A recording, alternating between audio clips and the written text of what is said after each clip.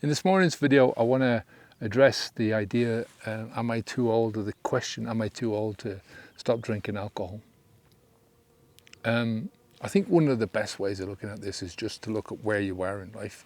You know, there are plenty of people in the world right now who are literally facing their last moments, right? Whether they have an hour left or a day left or a week left or whatever.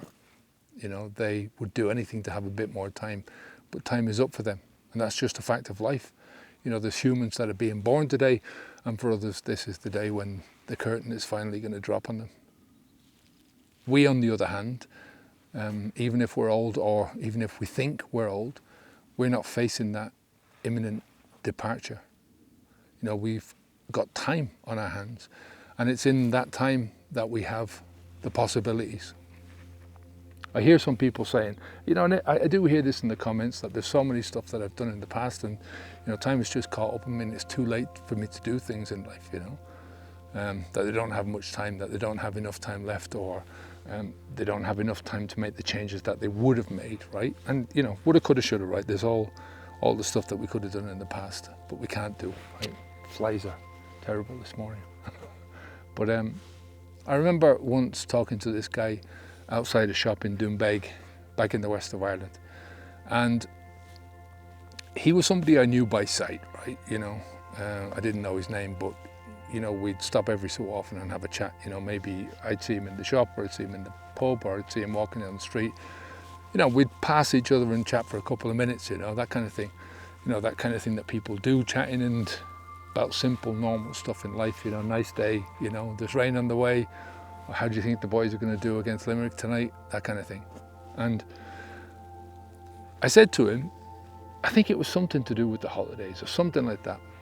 And I said to him, do you have any plans for the holidays? And he said, oh, I don't make plans anymore. I don't have enough time in front of me for that, you know. And I don't know what his age was, but I'd say he was just past retiring, maybe 66, 67, that kind of thing. But I thought it was just a sad way of looking at things. You know, as long as you still have time, your life is still full of possibilities.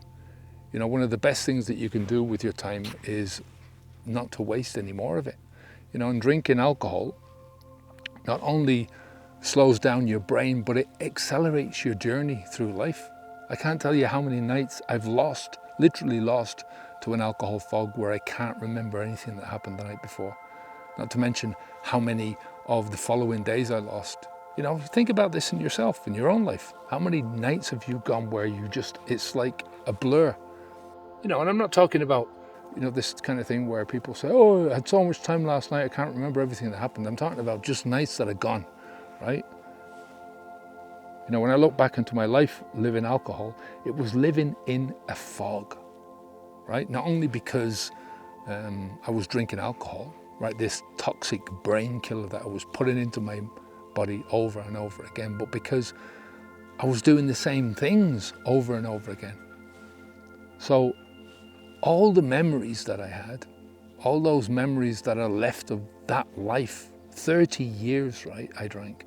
I'm not saying it was all the same, but you know, talking about 30 years of putting this alcohol slurry into my mind, into my body, right? And that alcohol slurry is working its way through your brain. And all your memories are basically about the same things, because, you know, when you drink, you're restricted in what you can do, and you generally do the same thing. You have the same routines, the same rituals. So there's no variety, no spice in life. Now, I think growing older means you don't have to rush headlong into everything anymore. Everything that you see, everything that looks good to you, shiny things in life, you know, you don't have to do that anymore. You know, you've got experience, you can use your imagination and the creativity that all that experience of your life has given you, right? And I know that you know, it's just one of those things that life goes on, right? Life is what it is. You know, part of my life since I stopped drinking alcohol has been to return to the essence of things, right? To taking pleasure in the simplest of things in life. Climbing a fucking mountain, you know, getting out you know. I mean, we're only here for a few weeks. We were here last year for 6 months. And we'll be here now for the next 9 or 10 months until we go to Ireland next year, right, for 2 or 3 months. But this is our home now. But before that, it was whatever's on your doorstep, you know. Get out and walk around. We had a place when I first stopped drinking alcohol, and it was just an estate. So I was walking around the estate in the morning, yeah, like an estate in Spain. And that's what I did. So I turned 57 the other day, and I love it.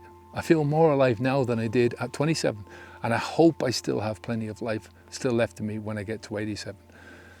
And, you know, whenever I speak about it being too late, or it never being too late to stop drinking alcohol, my mind always goes back to my dad, right? Which was, you know, on one hand, it makes me feel sad because he's not here anymore, right? And I would love to still have those conversations with him. But I'm happy because he took a leaf out of my book and stopped drinking.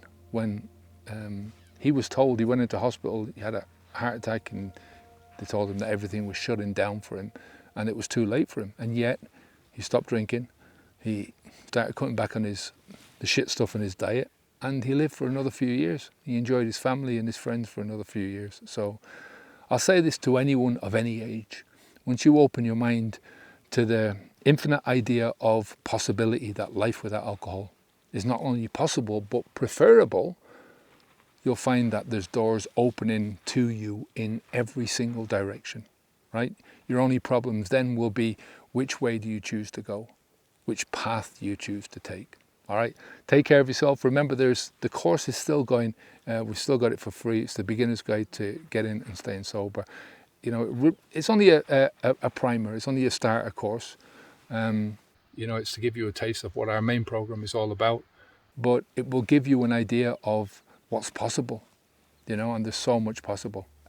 It'll give you an idea of, when you're in the right mindset, you put yourself in the right mindset, how easy it is to make those steps in this journey and to take those step by step forward, right? If you have a structure to what you're doing, you have a goal to what you're doing, and you have the right mindset that's going to fuel that journey.